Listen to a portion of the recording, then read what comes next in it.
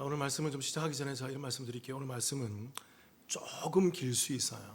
많이 길지는 않습니다. 그러나 여러분 이 말씀들을 저도 준비하면서 많은 엑기스들을 좀 함축했기 때문에 여러분 집중해서 잘 들으셔야 돼요.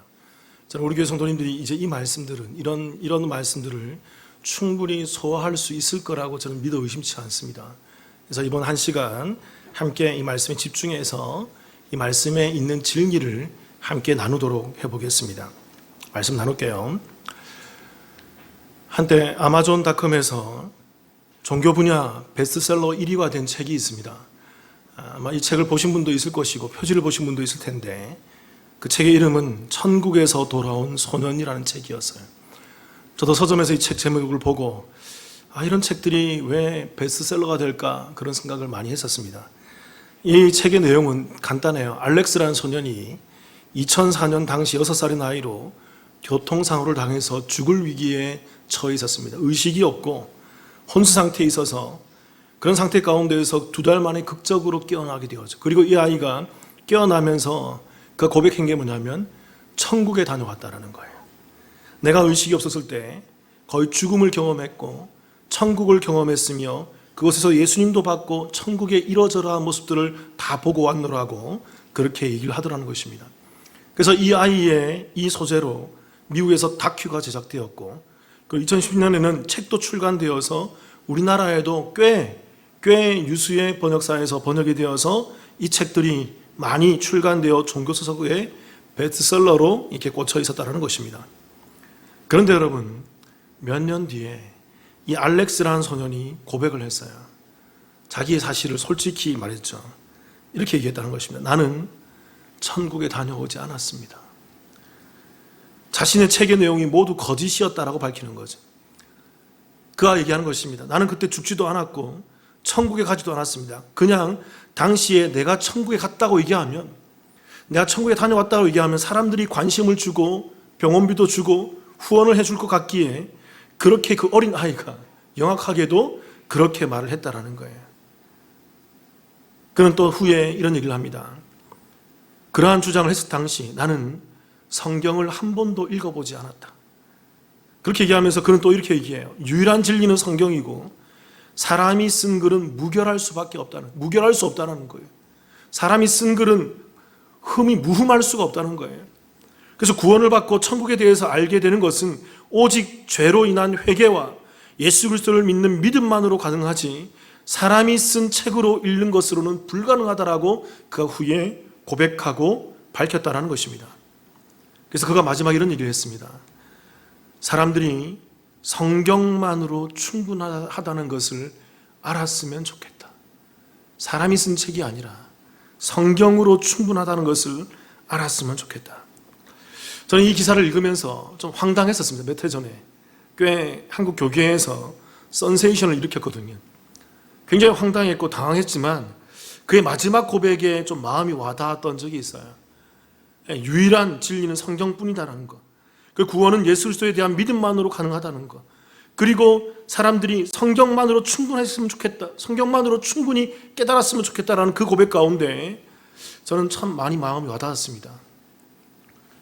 세상 사람들은요, 누가 천국에 다녀왔다라고 얘기하면 놀라고 관심을 두면서 그러한 것에 대해서 굉장히 신기해하면서 집중하고 몰입하는 현상이 있어요.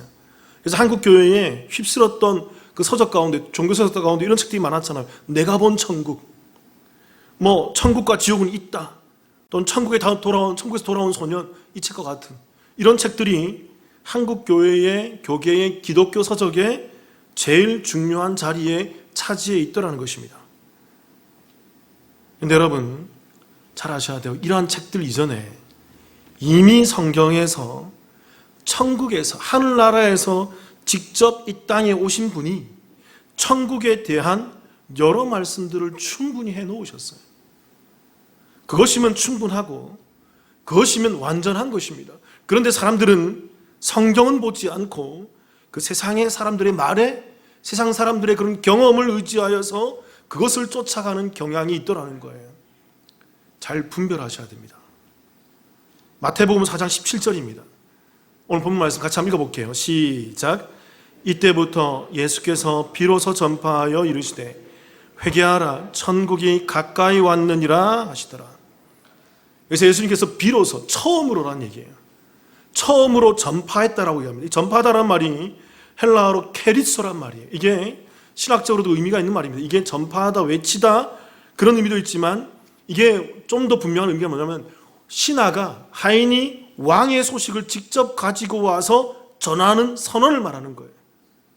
그리고 이것을 성경에서는 주로 설교하다의 의미로 사용하고 그렇게 해석하고 있다는 것입니다. 그러니까 여러분, 예수님께서 이 땅에 오셔서 처음 내뱉으신 말씀이 무엇이었어요? 천국에 대한 얘기예요. 그 왕의 하나님의 그것을 직접 보시고 경험하시고 이 땅에 오셔서 하나님의 전령으로 이 땅에 오셔서 천국에 대한 그것을 전달하시고 우리 가운데 천국에 대해서 설교하셨다라는 것입니다. 그래서 우리는 그 예수님의 천국에 대한 설교를 듣고 알고 깨달아야 되는 것이죠. 마태복음 4장 23절 제가 한번 읽어볼게요.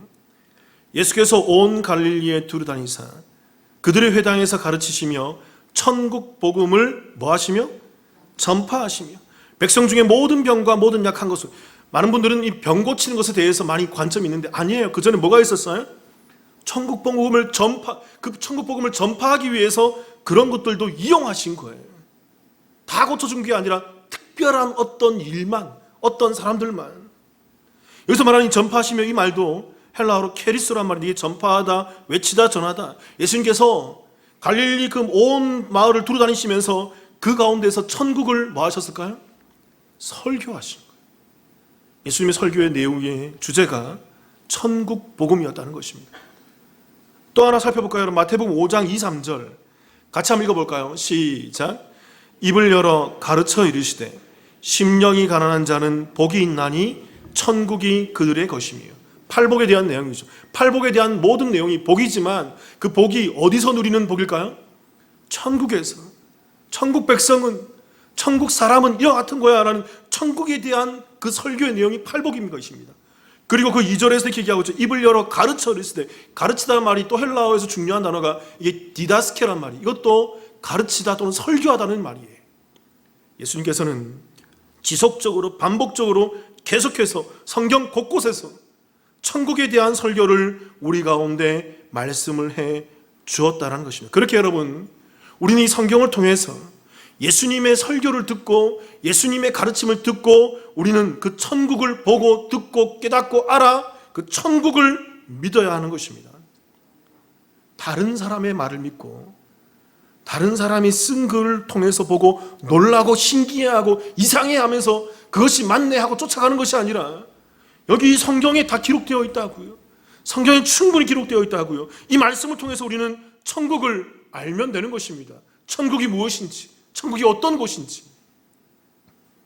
그렇다면 여러분, 예수님께서 전하시고 설교하시는 이 천국이 무엇일까요? 예수님은 천국에 대해서 무엇이라고 얘기할까요? 첫 번째는 빛이라는 것입니다.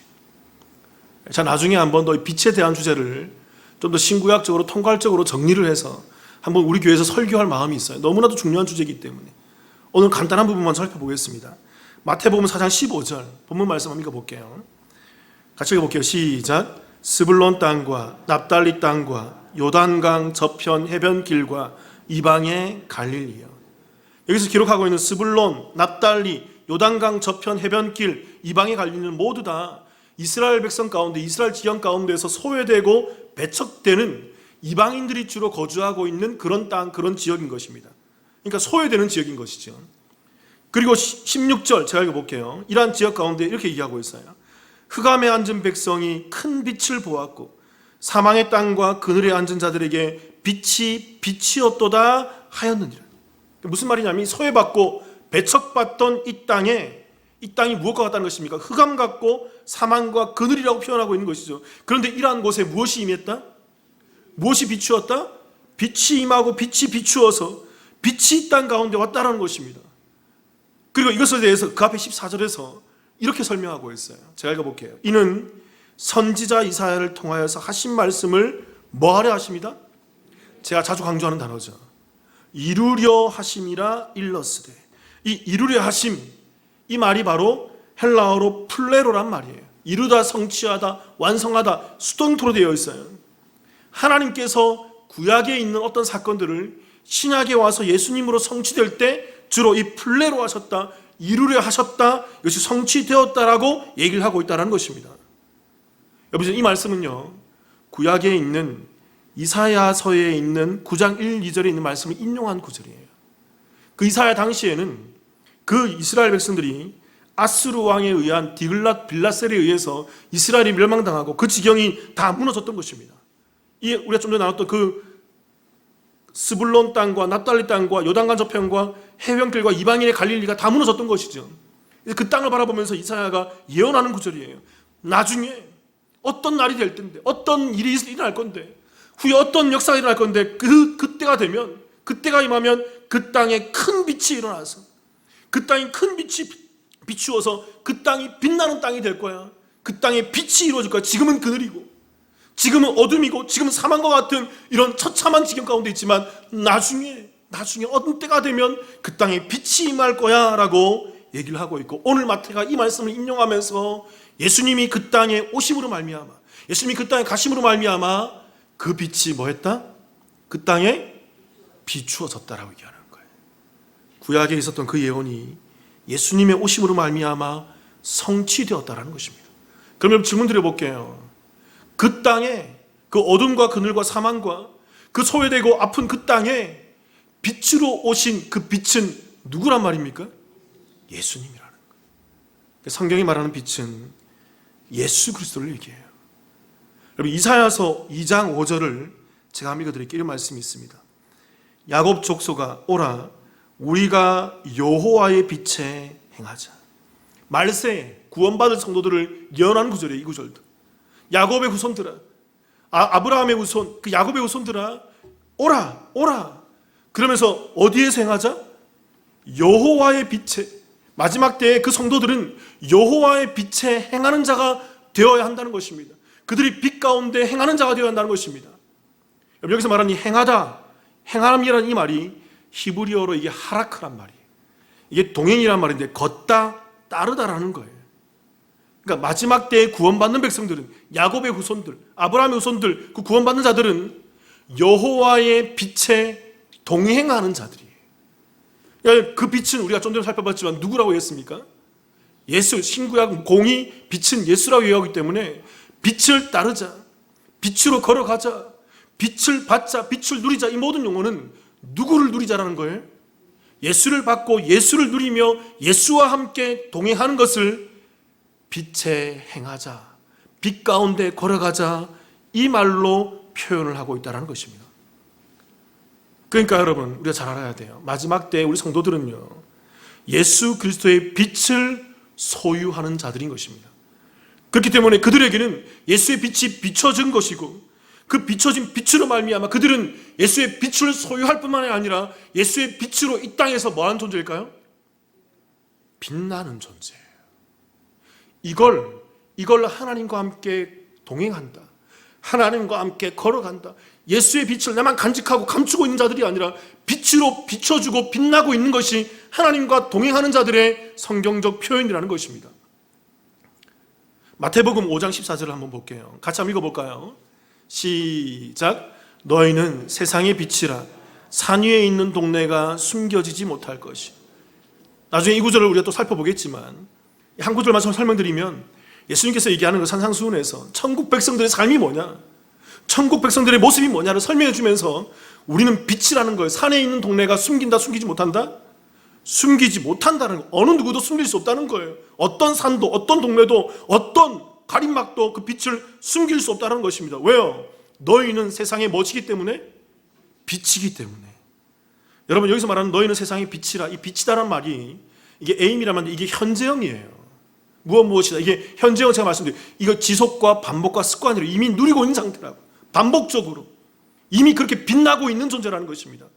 그러니까 여러분, 이 말씀을 오해하시면 안 돼요. 너희는 세상의 소금이다, 너희는 세상의 빛이다. 이걸 오해해서 많은 분들이 이렇게 얘기해요. 너희는 앞으로 소금이 되어야 돼, 너희는 앞으로 빛이 되어야 돼. 그래서 좋은 일 앞으로 많이 해야 돼, 착한 일 많이 해야 돼. 우리 교회가 세상의 빛이 되어서 사회봉사 많이 하고 사회사업 많이 하고 착한 일 많이 합시다, 소금이 됩시다. 아니에요. 그런 뜻이 아니라고요. 이 말은 무슨 말일까요, 여러분? 이미 우리가 뭐 하는 거예요? 이미 우리는 빛나고 있다는 것입니다. 그런 세상의 사회사업, 사회복지 많이 한다 하더라도 그게 빛이 아니라 이미 우리는 빛을 소유하고 있고 우리는 우리 안에 이 빛으로 말미암아 빛나고 있는 존재라서 이 땅의 어둠이 산에 있는 동네가 세상이 우리를 숨기지 못하고 가리지 못한다는 걸 우리는 빛으로 빛나고 있다는 것입니다. 그 빛이 누구이기에? 예수 그리스도이기에. 여러분, 예수 믿는 자들은 이미 빛나고 있는 존재. 그들의 또 특징이 뭐냐면 그 빛이 안에만 있는 것이 아니라 감춰져 있는 것이 아니라 빛이 비춰지고 있어요.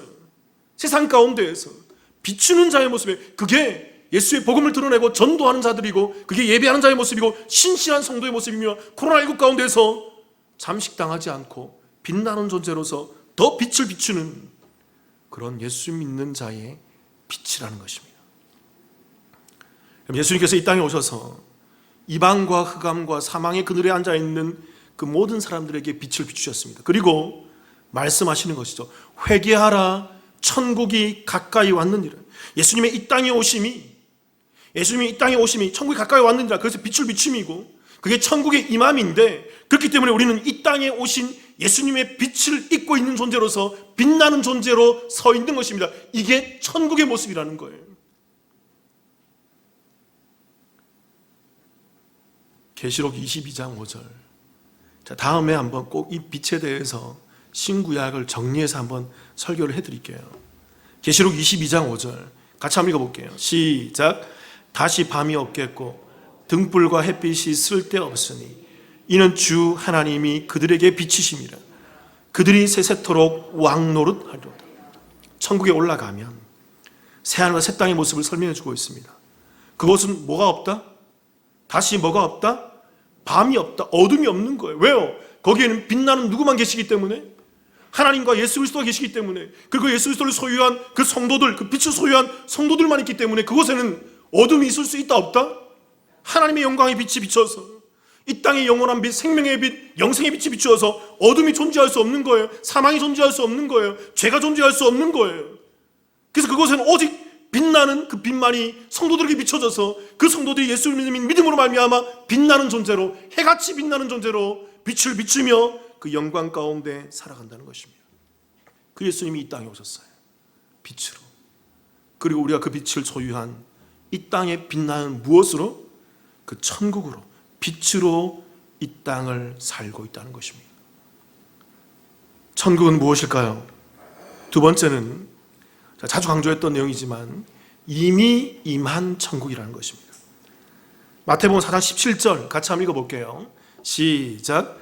이때부터 예수께서 비로소 전파하여 이르시되 회개하라, 천국이 가까이 왔느니라 하시더라. 회개하라, 천국이 가까이 왔느니라. 그러니까 예수님의 설교와 천국 내용이 항상 예수님의 주제는 천국이었어요. 그렇게 예수님이 가르친 천국에 대해서 우리는 성경을 통해서 보아야 되고 성경을 통해서 알아야 되고 성경을 통해서 깨달아야 되는 것입니다. 충분히 설명하셨어요. 이 천국, 이것은 한자어죠. 이게 그 헬라어로 얘기하면 이것은 바실레이아 톤 우라논이란 말이에요. 우라논이 하늘이거든요. 하늘의 바실레이아, 그 하늘의 나라라는 것입니다. 이걸 천국이라 그래요. 이 나라라는 단어가 제가 의미 있다고 설명드렸죠. 이게 헬라어로 바실레이아란 말인데 이게 왕국, 킹덤이에요. 그런데 이 왕국은, 이 킹덤은 어떤 지역적인 개념이 아니라 무엇과 무엇의 개념이에요? 주권과 통치의 개념인 거예요. 그러니까 하나님의 나라, 그 나라는 정확하게 하나님의 통치를 받는 곳이, 하나님의 주권이 임하는 곳이, 하나님이 역사하는 곳이 뭐예요? 하나님의 나라라는 것입니다.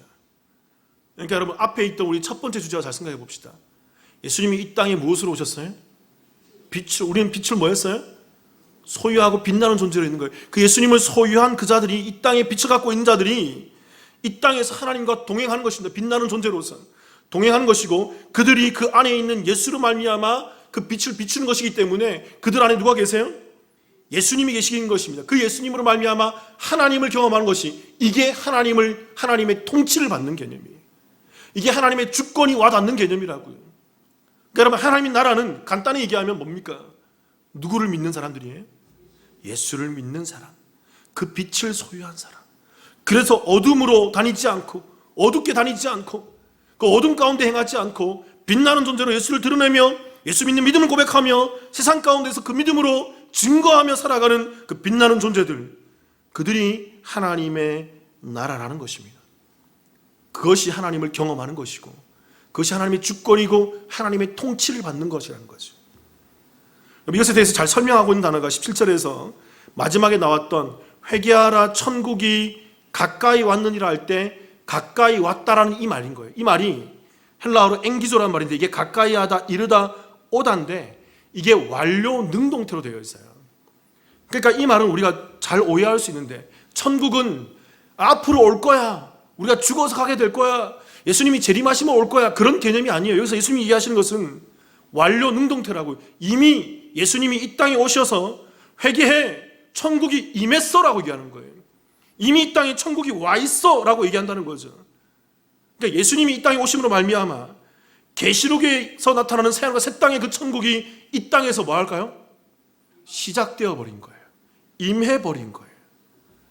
그래서 이것에 대해서 한 주석가가 이렇게 설명해 놨습니다. 하나님의 나라는 현재의 실제이며 종말의 완성이다. 말이 좀 어렵죠. 그러니까 하나님의 나라는 천국이라는 개념은요, 이 땅에 임해 있는 것이고 그리고 예수님의 재림으로 마지막 심판 때에, 종말 때에 그 천국이 완성될 것이라는 거예요.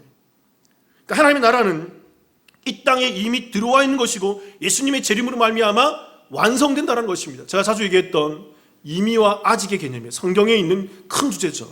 Already but not yet. 이미와 아직의 텐션인 것입니다. 그 긴장과 관계 가운데 있는 거죠. 이미 이 땅에 와 있지만 그러나 아직 완성되지 않은 그것이 바로 하나님의 나라인 것입니다. 그래서 이런 용어가 신학적으로 성립이 된다고요. 천국은 내세가 현세의 침투에 들어와 있는 것이다. 완성된 내세가 예수님이 오심으로 말미암아 이 땅에 이미 임해버려 있는 그것이 천국의 모습이라는 거죠. 그래서 여러분, 우리는 천국을 죽어야만 가는 거에 되는 곳이 아니라 이 땅에서 살아서 누구를 믿음으로? 예수를 믿음으로 시작된 천국을 이 땅에서 뭐 할까요? 누리는 거예요. 그게 빛나는 삶이에요. 그게 비추는 삶이에요. 그게 하나님을 경험하는 삶이에요. 코로나19든 어떤 상황이든 거기에 굴하지 않고 예수를 믿는 믿음 가운데 빛나고 있는 성도들의 모습. 그러니까 여러분, 천국에 다녀온 사람들의 말에 현혹되지 마세요. 세상적인 말에 현혹되지 마세요. 그들은 죽어서 가는 천국을 말하는 것입니다. 성경적이지 않아요. 성경의 주제와는 다른 것입니다. 그들은 성경을 모르고 얘기하는 거예요. 성경에 있는 깊은 진리를 알지 못하고 그냥 현상적으로, 경험적으로 착각해서 아니면 거짓말로 그들은 천국에 대해서 얘기하고 있는 거예요. 천국은 이미 이 땅에 예수님이 오심으로 말미암아 임해 있는 것입니다. 저와 여러분이 예수님을 믿는 믿음으로 말미암아 천국을 살고 있는 거예요. 이 예배드리는 것이 천국의 행위인 것이죠. 그리고 예수를 믿는 믿음으로 말미암아 이 땅에 살다가 예수님이 재림하셨을 때 우리는 새하늘과 새 땅에서 완성된 천국, 그 하늘나라 새 예루살렘 성으로 우리는 하나님과 함께 영원히 빛나는 존재로 살아가게 될 거라는 거죠. 천국이 무엇일까요? 세 번째는 나라와 제사장이라는 것입니다. 이 개념을 좀 잘 이해하시길 바라요. 천국이라는 것은 하늘나라, 하나님 나라를 말하는 것이고 이것을 이해하기 위해서 계시록에 있는 한 구절을 좀 살펴보길 원해요.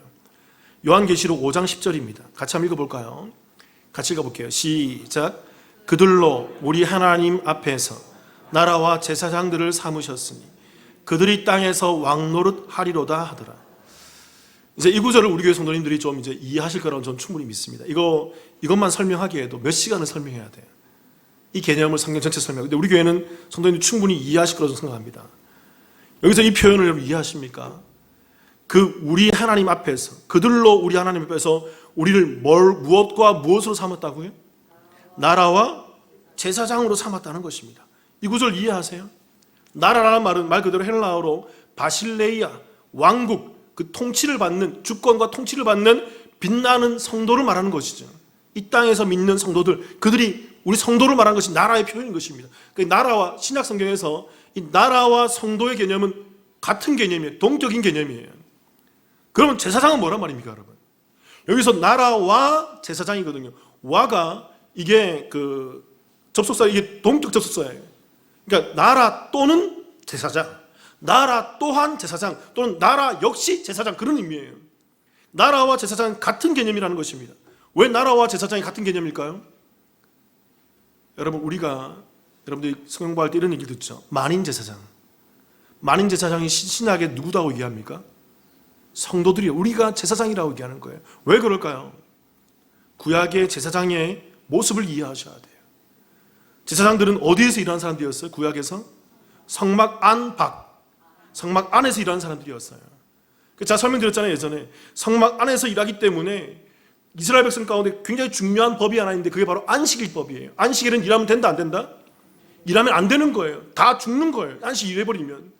죄악 가운데 죽음을 임하는 것이죠. 그러나 유일하게 이스라엘 그룹 가운데 유일한 한 족속, 한 무리만 안식일에 일해도 됩니다. 그들이 누굴까요? 제사장인 것이죠. 우리가 성도님 다 이해하시죠? 제사장이 어디에서 일하기 때문에? 성막 안에서 일하기 때문에. 왜 그럴까요? 성막이 가지고 있는 상징 때문에 그래요. 성막은 하나님이 임재하시는 곳입니다. 그리고 여러분, 안식이라는 것은 하나님의 임재가 안식이에요. 그 에덴에서 하나님의 임재가 있었던 곳이 안식이라고요. 새하늘과 새 땅에 하나님의 임재가 있는 곳에 들어가는 것이 안식이라고요. 그 성막 가운데 하나님의 임재가 있는 곳에 제사장들이 그 성막 가운데 일했다는 것은 뭐냐면 안식의 일을 한 거예요. 그래서 그들은 그 안식 속에 있기 때문에 그 일을 해도 안식일법에 저촉되지 않는 것입니다. 그러니까 여러분, 구약의 제사장들은 하나님을 경험하는 자들이에요. 하나님의 통치를 받고 있는 자들이에요. 하나님의 주권이 임한 자들이에요. 하나님을 경험하고 그 안식 속에서 하나님을 경험하는 그 성막 안식 속에서 임하는 성도를 상징하는 것이 바로 또 누구다? 제사장이라는 것입니다. 그러니까 여러분, 이 개념은 같은 거예요. 성도, 바실레아, 이 나라 또는 제사장, 이 개념은 우리가 영적으로 보면 같은 개념이에요. 똑같아요. 다 누구를 경험하는 걸까요?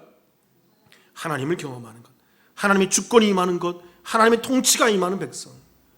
그래서 계시록 5장 10절 다시 띄워보세요. 이런 얘기가 있는 것입니다. 그들로 우리 하나님 앞에서 그 성도들을 무엇과 무엇으로 삼았어요? 나라와 제사장으로 삼으셨으니 그들이 이 땅에서 뭐 한다고요? 왕노릇 한다고요. 여러분, 왕노릇 하리로다가 이 말이 의미가 있습니다. 이 말이 헬라어로 이게 바실리오예요. 다스리다, 통치하다인데 이게 바실레이아. 아까 그 나라의 동사적 표현. 아까 나라는 명사형이고 바실레아는 명사형이고 이것은 동사형의 표현인 것입니다. 그러니까 이것은 무슨 말이냐면 이 바실리오, 왕노릇 하리로다, 이 말은 뭐냐면요, 내가 하나님 나라가 되어서, 내가 하나님의 제사장이 되어서, 성도가 되어서 이 땅에서 하나님의 통치를 받고 있는 그 삶이 뭐예요?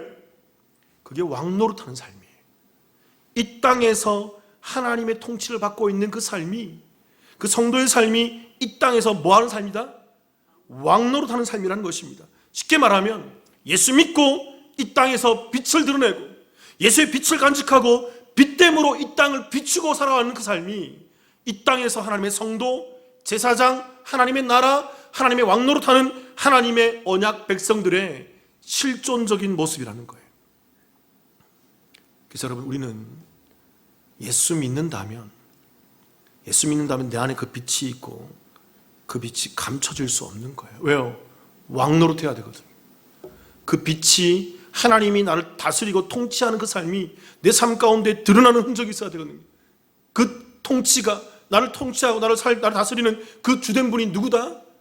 예수 그리스도라고. 예수를 믿는 믿음의 흔적이, 예수 그리스도 나의 주된 믿음의 흔적이 우리 삶 가운데 있어야 하는 것입니다. 그들이 왕노릇하는 자들이고 그들이 나라이고 제사장이며 성도이며 그들이 빛된 주의 주되심을 입은 성도의 모습이라는 거죠. 자, 지난 수요일 날에 성령의 열매로 마지막에 절제라는 것을 나눴습니다. 자, 이 절제라는 것을 좀 공부를 하면서 참 많이 깨닫게 되었어요. 성경이 이렇게 감추어져 있구나. 다시 한 번 더 깨닫게 되었어요. 여러분, 이 절제라는 것은 단순히 세상이 말하는 절제가 아닙니다. 세상의 언어로 이 절제라는 성령의 열매인 절제를 들여다보면 자꾸 오해하게 돼요. 성경에서 세상의 언어를 써오지만 세상의 언어가 아니에요. 자, 수요일 날 오신 분에게 계속 그것을 얘기하고 있어요. 그래서 계속 깨워드리고 있어요. 이 용어들이 세상의 언어지만 성경의 언어로 봐야 된다. 그래야만 성경이 보여지고 비춰지고 성경이 조명되는 것입니다. 그 속에서 예수를 볼 수 있는 거죠.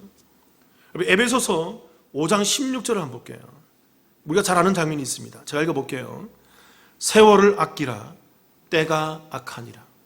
우리가 잘 아는 말씀이고 많은 분들이 이것을 다 알고 있습니다. 그래서 우리가 세월을, 시간을 절제해야 된다, 아껴야 된다고 얘기하고 있는 거죠. 근데 여러분, 이 아끼라는 단어가 이게 헬라어로 엑사고라조란 말인데, 이게 정확한 뜻은 뭐냐면 속량하다, 구출하다, 구원하다란 말이에요.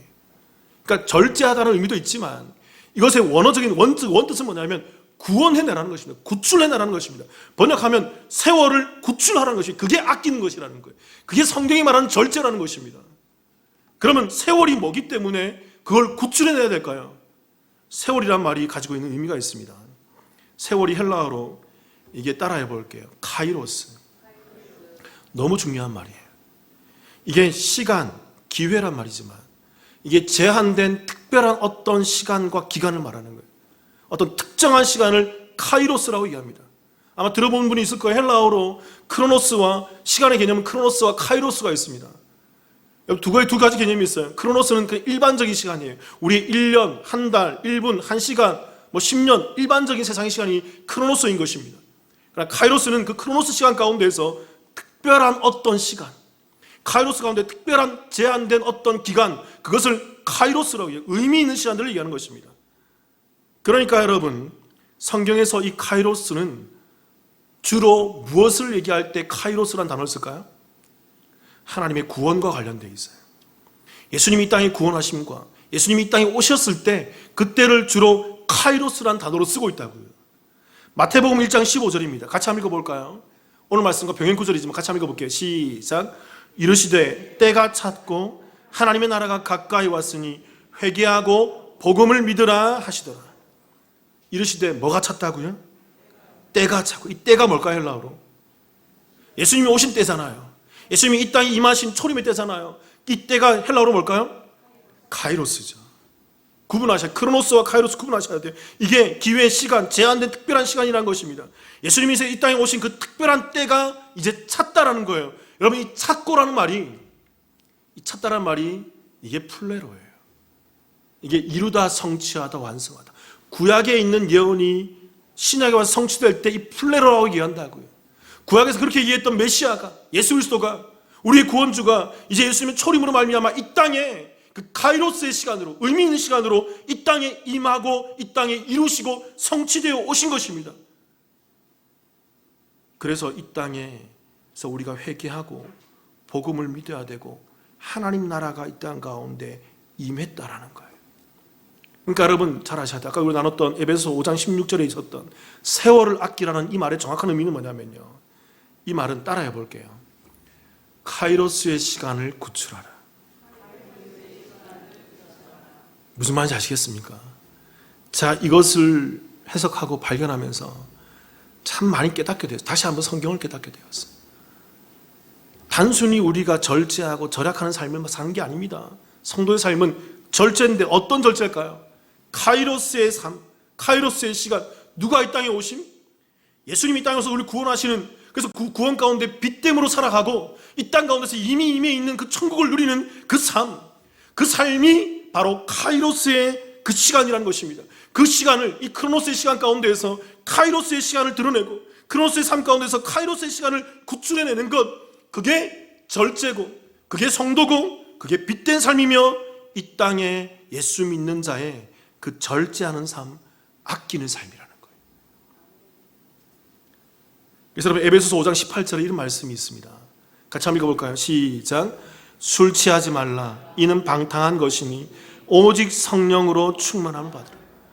아까 세월을 아끼라 그 후에 이 말이 나오는 거죠. 오직 무엇으로 충만함을 받으라? 성령으로. 여러분 성령으로 충만함을 받는데 충만함을 받다라는 이 말이 이제 원어로 보면 이런 것들이 연결이 돼요. 여러분 이 말이 헬라어로 플레로예요. 성령으로 충만함을 받으라. 그게 헬라어로 플레로라고. 이루다, 성취하다, 완성되다. 그러니까 예수님이 이 땅에 오심이 성령으로 이 땅에 이루신 그 충만한 사건이라는 것입니다. 예수님이 이 땅에 오신 일이 성령으로 이 땅에서 그 모든 것을 완성하신 그 회복의 온전함이라는 거죠. 그래서 우리가 이 땅에서 크로노스의 삶 가운데에서 카이로스의 예수 믿는 믿음의 삶으로 이 땅을 채워나가고 완성하고 그것으로 충만한 시간들을 만들어 가야 한다는 것입니다. 그게 성도고 그게 예수 믿는다는 것이죠. 그러면 이 땅에서 천국을 산다는 것은요, 예수 믿는 믿음의 삶을 말하는 것입니다. 예수 믿는 믿음으로 말미암아 이 세상을 절제하며 크로노스의 시간들을 절제하고 예수와 함께 동행하는 카이로스의 시간을 살아가는 것, 그게 예수 믿는 삶이라는 거예요. 제가 어저께 경기도에서 한 목사님 찾아오셨어요. 꽤 큰 규모 있는 교회를 감당하시는 목사님인데 잠시 휴가차 원주에 오셔서 연락이 오셔서 잠시 만나서 함께 점심하고 함께 오랫동안 좀 교제를 하고 여러 신앙적 얘기와 교회적 얘기를 하면서 많이 도움받고 깨닫게 되었고 또 많이 대화를 했었습니다. 그런데 그분이 이런 얘기를 하시더라고요. 지금 경기도에 대형 교회와 큰 교회들이 회복이 안 된다는 거예요. 회복이 안 된다는 거예요. 코로나 이전으로 아직 회복이 안 되고 있다는 것입니다. 이분 얘기가 그런 거예요. 세상에서 모이지 말라고 해서, 세상에서 모이면 안 된다고 해서 충실히 세상의 말을 쫓아서 정말 본인 교회도 열심히 세상 말대로 열심히 교회 문 닫고 방송하면서 그렇게 줌으로 하면서 그렇게 열심히 했다는 것입니다. 그리고 이제는 모여도 된다고 그러는데 성도들이 회복이 안 된다는 거예요. 모이지 않고 있다는 것입니다. 꽤 많은 성도들이 모이지 않고 있다는 거예요. 무엇이 문제일까요, 여러분? 전 그 말을 들으면서 분명히 느꼈어요. 거꾸로 되어 있는 거예요. 성도는요, 세상을 절제해야 되는데 예수를 절제해버린 것입니다. 오늘날 우리 기독교가 글로 가고 있어요. 우리는 세상을 절제해야 되고 세상의 크로노스 시간 가운데서 절제해서 카이로스의 시간을 구출해야 되는데 오늘날 기독교는 카이로스를 없애버리고 크로노스의 삶을 살아버린 것입니다. 예수를 절제해버린 거예요. 예수와 동행하지 않는 것입니다. 오히려 세상과 동행해버린 것이죠. 그래서 크로노스의 시간에서 카이로스의 시간이 사라져버린 거예요. 그리고 2년이 지나서 이 카이로스의 시간을 살려고 하니까 이제는 힘들어져 버린 거예요. 몸에 배어버린 거예요. 교회 나오라고 하니까 목사님 집에서 예배 드리겠습니다. 그 성도들이 부지기수라는 거예요. 조금만 문제 있어 집에서 예배 드리면 집에서 영상 틀면 다 나오니까 이제는 집에서 예배 드리면 이제는 그게 일반화가 되었어요. 그들이 교회 나오지 않는다는 것입니다. 그런데 여러분, 그들이 집에서 예배 제대로 드릴까요? 사랑하는 성도 여러분, 크로노스의 일반적인 세상의 시간 속에서 카이로스의 시간을 구출하는 그 절제하는 천국의 삶을 살아가는 우리 남부침례교회 성도님 되시기를 주님의 이름으로 축원합니다. 예수 믿고 그 빛된 자로 가만히 있는 것이라 비추는 삶이고 드러내고 그 카이로스의 시간에서 하나님과 함께 동행하며 세상이 어떠하든지 세상이 어떤 가운데 있든지 나는 하나님과 그 예수 그리스도만 섬기겠노라. 나와 내 가정은 하나님만을 바라보겠노라. 나는 택함 받은 자로서 나라와 제사장으로 끝까지 빛나는 존재로 이 땅을 살아가리라. 그 믿음과 그 각오 가운데에서 주님 오실 때까지 그 나라를 완성해내는 저와 여러분이시기를 주님의 이름으로 축원합니다. 같이 한번 기도하시겠습니다.